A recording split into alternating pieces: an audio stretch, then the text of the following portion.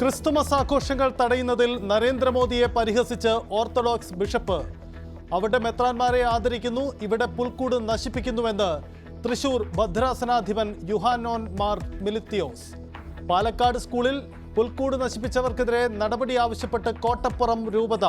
Christmas ആഘോഷങ്ങൾക്ക് നേരെയുള്ള ആക്രമണങ്ങളെ അപലപിച്ച മുഖ്യമന്ത്രി പിണറായി വിജയൻ.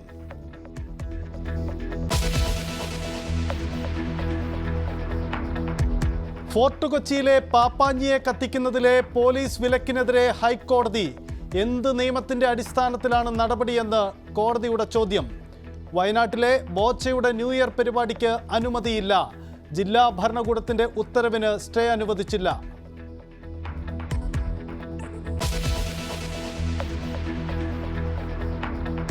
കട്ടപ്പനയിലെ നിക്ഷേപകൻ സാബുവിന്റെ ആത്മഹത്യയിൽ നടപടി. 3 ബാങ്ക് ജീവനക്കാരെ സസ്പെൻഡ് ചെയ്തു.